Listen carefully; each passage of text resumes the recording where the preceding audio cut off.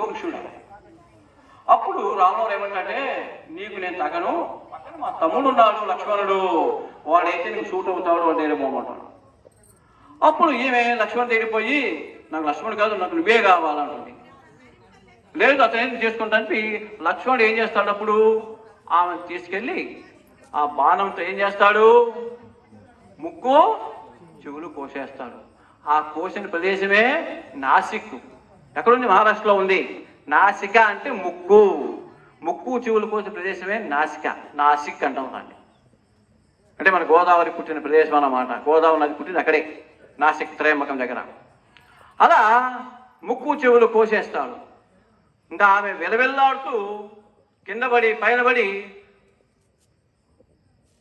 ఒక అదృశ్య రూపంలో అన్న దగ్గర పోయి చెబుతుంది, అన్నా ఆ రావణుడు తక్కువడు కాదు, తమ్ముడి చేత నా ముక్కు చెవి గోయించాడు, ఇక లాభం లేదు, నువ్వు ఏదో తేల్చుకోవాల్సిందే.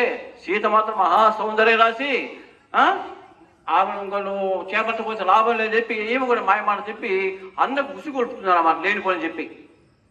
అప్పుడు సహజ ఎవరికైనా మగవాడికి పక్కన మంచి చెడ్డ మాట చెప్పేటప్పుడు వాడికి ఆశ పుడుతున్నాడు. మంచి మాట చెప్తే తొందరగా ఇంపు ఉండదు, చెడు మాటలకే ఇంపు ఎక్కువ.